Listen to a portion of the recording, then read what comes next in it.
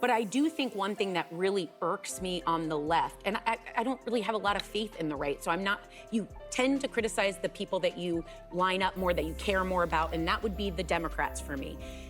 People lost trust in them because the voters were saying there was a concern. There were people across the board saying they had a concern. And the Democrats said, no, over here, look over here. They told the voters what to care about, and they did not listen when the voters said they cared. So these stories come out aren't about beating a dead horse. It's saying if they could have a fair conversation that we heard you, we saw it as they saw it, they'd be gaining some of the voters back to say, okay, we're not going to keep doing it. It began like any ordinary morning on The View. The aroma of fresh coffee filled the air, the audience buzzed with applause, and the hosts took their seats, poised for another round of spirited political banter. Everything seemed perfectly routine, until, without warning, the atmosphere shifted. A tension crackled beneath the surface. What unfolded next would jolt the studio in a way no one, on stage or off, could have predicted. That I want to move on from why the Democratic Party lost, and I want to hear from the Democratic Party about how we are going to take our country back and how what they are going to do to combat fascism and what they're going to do to stop the Medicaid cuts that are going on, to stop giving tax cuts to billionaires, to stop taking federal workers' pensions away, to stop taking federal jobs away, to stop taking education away, to stop attacking our institutions, to stopping, why is this Trump administration stopping medical research, cancer? I want to talk about why this administration is giving refugee status to South African white Afrikaners as opposed to Afghans and Ukrainians and people of color. That's what I want to talk about. It all kicked off with a subject that had been quietly bubbling beneath the surface for months: President Joe Biden's mental fitness. The moment one of the hosts dared to bring it up, the energy in the room shifted like a cold front rolling in. Smiles stiffened into silence, posture straightened, and suddenly the cozy morning banter cracked wide open. What was meant to be a routine panel spiraled into unscripted, live-on-air turbulence, all sparked by one blunt, polarizing question: is Joe Biden still mentally fit to lead the nation? Americans in 2023 said Joe Biden was too old to run again, and they were told, sit down, shut up, he is the nominee. And then when it became untenable and he stepped aside, they anointed Kamala Harris. There was not a primary, there was not a democratic process. And then when she lost, they said, don't look backward, we're moving forward, we're not even going to talk about why we didn't listen to you.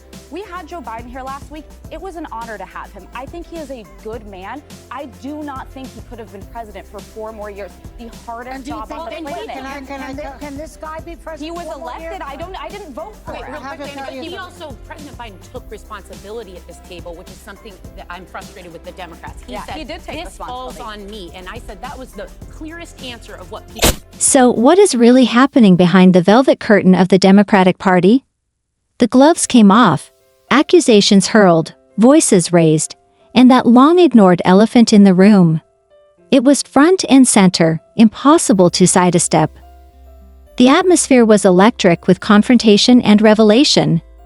And hey, before we dive deeper, take a second to like this video and hit subscribe. It's the best way to help us keep uncovering the stories that others shy away from. Now, let's get back to it. In this book of saying they would be boxed out of meetings if they raise concerns, and there's very specific examples.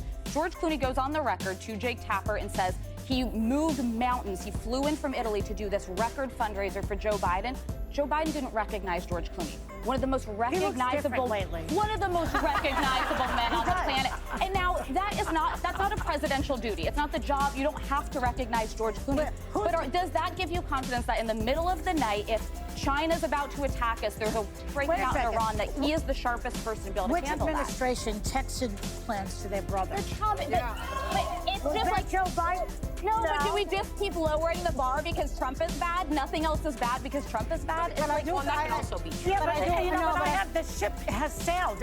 It's out in the ocean somewhere with Biden. We have Trump it's over. Get over it. We have Trump because you guys screwed this up. With all due respect. You could feel it unfold, second by second, like a live wire sparking on set. A line wasn't just crossed, it was obliterated. And instead of retreating, the co-host doubled down. This wasn't a debate anymore. It was a reckoning. The polite mask slipped. The room grew heavy with unspoken truths. Whispered suspicions finally dragged into daylight. Alyssa Farah Griffin didn't flinch.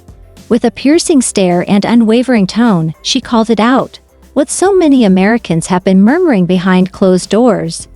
This isn't just about age or mental acuity, she said. This feels like a full-blown political cover-up. According to her, it's not just speculation. For nearly 4 years, a web of silence, spun by the Democratic Party, mainstream media, and even high-ranking members of Biden's inner circle, has kept the public in the dark. The real question that's tearing through headlines and households alike. If Biden's not making the decisions, then who is? Because Trump lied to people. I think that's why we. Well, he won more votes. That is a fact. I think he lied to his base. I think he told his base that they were going to, their overtime would not be taxed. That was a lie. Actually, that's in the new tax bill. It's literally in the tax bill. They had to fight to put that in. They had to fight to put that back in. He had every intention of taking away that. That's not true. He ran on no tax on tips, and it's in the tax bill. Yeah, but it wasn't in it originally. I also think that a lot of people are, and Swazi pointed it out that it wasn't in there. I think the other thing that people need to realize is that they were lied to. The federal workers that voted for him, farmers that voted for him, immigrants that voted for him, they were lied to. That is why we have Trump, not because of any other driving. That was the moment Alyssa Farah Griffin stopped dancing around the edges and went straight for the center of the storm. The belief that the President of the United States is no longer mentally or physically fit for the job. And this wasn't some vague, cautious commentary wrapped in polite political language. Alyssa came armed with details. Stories whispered behind closed doors by insiders who were growing increasingly uneasy. Staffers who had been silenced or shut out of critical meetings simply for expressing concern. Then she dropped a name that made everyone sit up straighter.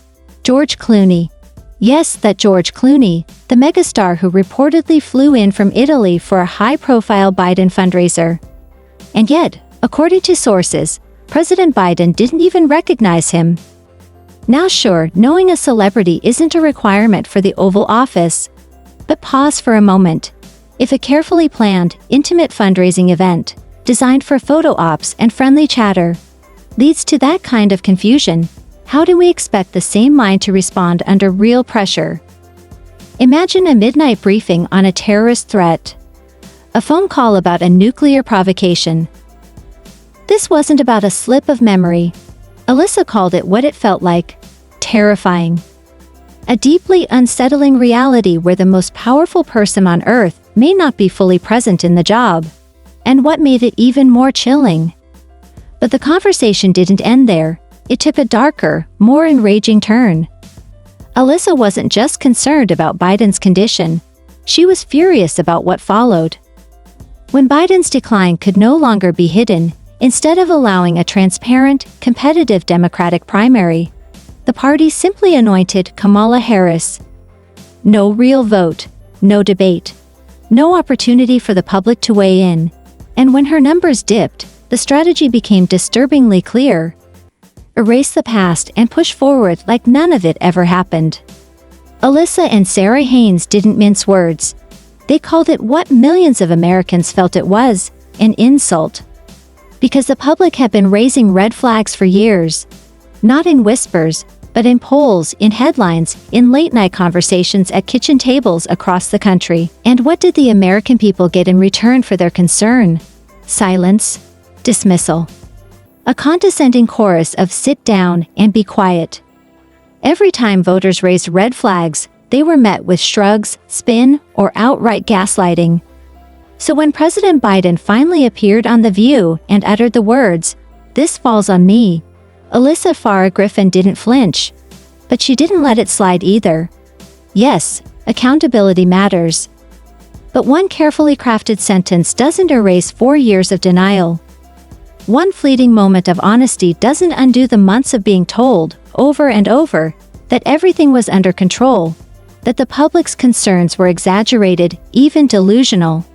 That wasn't transparency. That was narrative control.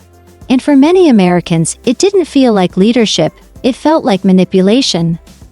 But Sunny Hostin wasn't buying into the criticism. As Alyssa and Sarah Haynes peeled back the layers of denial and demanded real accountability from Democratic leadership, Sunny abruptly shifted into high gear, except she wasn't steering in the same direction. Instead of engaging with the issues at hand, she launched into a list of generic Democratic talking points: stopping fascism, defending healthcare, saving education. All valid topics, yes, but none of them responded to the actual concerns being discussed. Then, just when the conversation couldn't get more disjointed, Sunny threw out a bizarre and bewildering claim: that the Biden administration gave preferential treatment to white South African refugees over Afghan and Ukrainian ones. It was a sudden pivot that left even her co-hosts stunned, injecting race and immigration into a debate that wasn't about either. The tension in the studio was so thick, you could practically hear the floorboards groaning under the weight of it. Alyssa Farah Griffin and Sarah Haynes weren't mincing words. They were done with the spin, the euphemisms, the safe talking points. Let's be honest, they urged. Let's talk about what really happened. But Sunny Hostin, she wanted a hard reset, a clean slate. She wasn't interested in looking back, no digging into who lied, who ignored the voters, who orchestrated the cover-ups. She wanted to fast forward, past the chaos, past the missteps, past the growing chorus of concerns. Her focus was laser-locked on the next election: beat Trump, win, move on, like the past 4 years never even happened. Only this time, the rest of the panel wasn't letting that slide. That's when everything boiled over. Sunny pivoted not toward solutions, but toward resistance, specifically a vague call for resistance and Senate reform. No clarity, no accountability, just an emotional rallying cry. But Alyssa wasn't about to let that float by unanswered. She leaned in and asked the question everyone else was thinking, but no one had said aloud. Resistance to what, exactly? Because let's face it, the Democrats didn't hold the House. They didn't hold the Senate. And judging by everything being said on that stage, they didn't even have a fully functioning commander-in-chief in the White House. Alyssa spelled it out. They had already played every card: marches, protests, filibusters, media campaigns, smear tactics. They yelled, they staged, they spun, and they still lost. Now it felt like chaos for the sake of chaos, not as a plan, but as a distraction from a painful truth. The Democrats backed the wrong man, and instead of facing the fallout, they turned their frustration on the voters, branding them ignorant, racist, the problem, because admitting fault? That would have taken real courage. It was easier, far easier, than facing the truth. Easier than admitting they had looked the other way. That they had silenced whistleblowers, ignored warning signs, and forced the nation to play along with a carefully manufactured illusion. An illusion that everything was fine, while the foundation beneath it all was already crumbling. Alyssa Farah Griffin turned towards Sunny Hostin with a calm but unflinching gaze and said the one thing no one else on that stage had dared to speak aloud. Joe Biden is not mentally fit to be president. The words didn't just land, they echoed.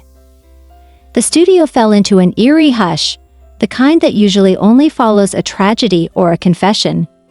You could feel it. The weight of that statement lingered like smoke in the aftermath of a fire. Alyssa wasn't throwing darts in the dark. She brought receipts. She referenced the now infamous poll. 77% of Americans believe Biden is too old to run again. Not just conservatives. Not just the far right.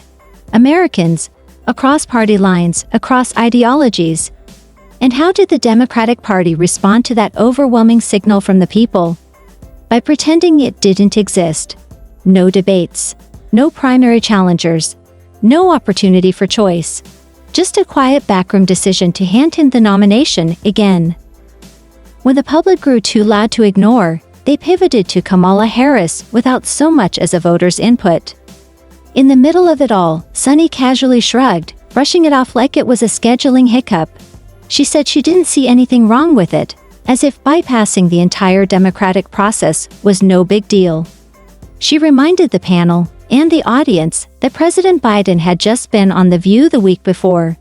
She hadn't voted for him, but she arrived with a shred of hope, a desire for something honest. And when Biden quietly said, "This falls on me," it felt like a crack in the wall, a glimpse of truth. But one honest moment doesn't undo 4 years of gaslighting. And just when things couldn't get any more surreal, Alyssa dropped the bombshell. At a high-profile fundraiser, surrounded by Hollywood elites, flashing cameras, and top-dollar donors, Joe Biden didn't recognize George Clooney. George Clooney, one of the most recognizable faces on the planet. A global icon. You don't need to be a pop culture expert to know who he is. He's been a household name for decades. And no, there's nothing in the Constitution that says the president needs to recognize celebrities. But let's be honest. If the leader of the free world can't identify someone that's universally known at a quiet, scripted, donor-heavy event, what happens when chaos strikes? What happens when the phone rings at 3 a.m. and it's not a movie star walking into the room, but a general delivering a terror alert?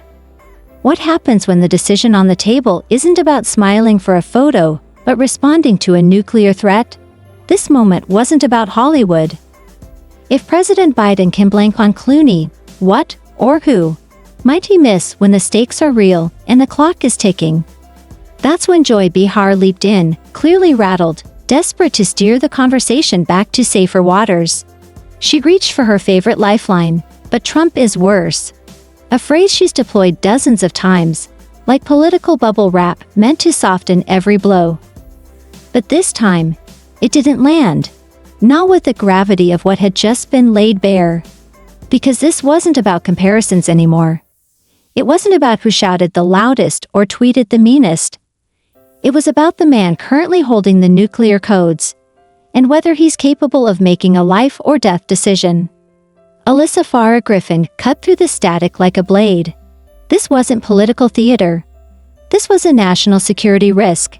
And the fact that some on the panel seemed more committed to protecting their party than confronting the truth made the whole exchange even more unsettling. As the arguments quieted, a heavy silence took its place. The kind that settles in when something undeniable has just been said. Alyssa and Sarah Haynes weren't simply venting frustration, they were lifting the veil. This wasn't about Trump versus Biden. This was about the Democratic Party's refusal to face reality. About 4 years of warning signs, speeches stumbled through, sentences left hanging, vacant stares in high-stakes moments, and the complete dismissal of public concern. Voters weren't fooled. They weren't reading conspiracies, they were watching with their own eyes. But when they dared to ask, "Is something wrong?" they were told they were crazy. That questioning the president meant betraying the party.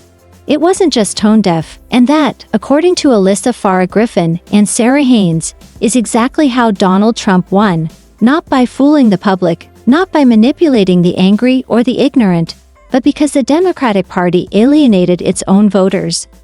Not with policies, but with arrogance. With an attitude that dismissed any dissent as disloyalty. Anyone who dared to question the narrative, who expressed concern or even hesitation, was painted as the problem. The message was clear: fall in line, or get left behind. But Sunny Hostin wasn't backing down. She launched into a familiar defense, this time turning the spotlight back onto Trump. She rattled off a litany of grievances: broken promises to federal workers, betrayals of farmers, failed immigration plans. Claim after claim poured out like rapid fire, as if sheer volume could erase the criticism currently hanging in the room. She pushed back, calmly but firmly, fact-checking in real time. One flashpoint came when the topic turned to taxes on tipped workers. Sunny insisted it wasn't part of the original proposal. Alyssa, quick and unwavering, clarified that it was in the final version, and yes, Trump did advocate for it. She wasn't going to let revisionist spin win the moment. Not this time. And beneath the facts, there was a louder truth in Alyssa's tone. This wasn't about defending Trump, It was about exposing a dangerous game. You can't keep shouting, "Trump is evil," every time someone raises a legitimate concern. That trick's worn thin. Americans aren't looking for scapegoats. They're looking for answers. They've seen Biden freeze mid-sentence, wander offstage, struggle to finish a thought. No amount of media spin can unsee that. But still, Sonny clung to the idea that voters were simply misguided victims, misled by a villainous right-wing machine. But Alyssa and Sarah, they weren't buying it, and they weren't letting it slide. They weren't there to protect fantasies. They were there to call out the denial and the damage it's causing every day it's allowed to fester. As the tension in the studio slowly settled, one thing became glaringly obvious. This wasn't just another fiery segment on daytime television. This was no longer just a clash of opinions over coffee mugs and cue cards. Something deeper had cracked open. What started as a heated exchange was morphing into a raw, unfiltered moment of national reflection. And it was Alyssa Farah Griffin who brought that reality into sharp, uncomfortable focus. She didn't cigar-coat it. While Donald Trump, for all his flaws and chaos, had spent the last few years hammering away at issues that countless Americans actually talk about around dinner tables: jobs, crime, border security, the Democratic Party, she argued, had taken a different route entirely. One paved with symbolism and virtue signaling. Drag shows in elementary schools, pride flags flying over federal buildings, mandates and messaging campaigns that, while well-intentioned, felt wildly disconnected from what everyday people were actually going through. It wasn't about being anti-progress. It wasn't anti-LGBTQ. It was about priorities. Rent was surging. Crime rates were creeping up in major cities. People were locking their doors at night and wondering how they were going to pay for groceries next week. And instead of tackling those real, tangible problems head-on, the party focused on looking morally righteous. They became more obsessed with being right than doing what was right. This wasn't just about President Biden's age or a few mental stumbles on the campaign trail. Alyssa made it clear, the real crisis wasn't Biden's decline. It was what that decline revealed about the machine behind him. Because if Joe Biden wasn't truly leading, who was? According to Alyssa, it wasn't elected officials or accountable representatives. It was a shadow network of unelected bureaucrats, Obama-era insiders, and high-level operatives who never faced a single vote from the public, but held all the power. Biden had become a mirror. A reflection of what happens when no one is really in charge, and when those behind the curtain are finally free to act without restraint. For many lifelong Democrats, that reflection was devastating. This wasn't the leadership they thought they'd voted for. It wasn't even close. Then came the moment that stopped everyone cold. An anecdote Alyssa dropped right before the segment wrapped, one that confirmed every uncomfortable suspicion hanging in the air. During a recent interview with President Biden on The View, Alyssa decided to ask the question millions had whispered but few dared say out loud. What about your mental state? Are you still sharp enough to lead? This was Biden's chance. His opportunity to silence the doubters, prove the critics wrong, and remind the country who was really in charge. And then, in a moment that sent a chill through the studio, Jill Biden, the First Lady, leaned forward and gently answered for him.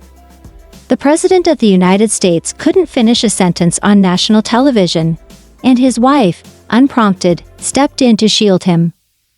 Alyssa didn't spin it. She didn't soften it. She called it what it was, one of the most brazen political cover-ups in modern American history. Not just a poor decision or a misstep, but a deliberate plan to keep a man in office who was no longer capable of doing the job. A performance designed to preserve power, even if it meant deceiving the very people they swore to serve. Because in Alyssa's words, Joe Biden isn't the one running the country. A hidden team is. And they're not just complicit, they are the architects.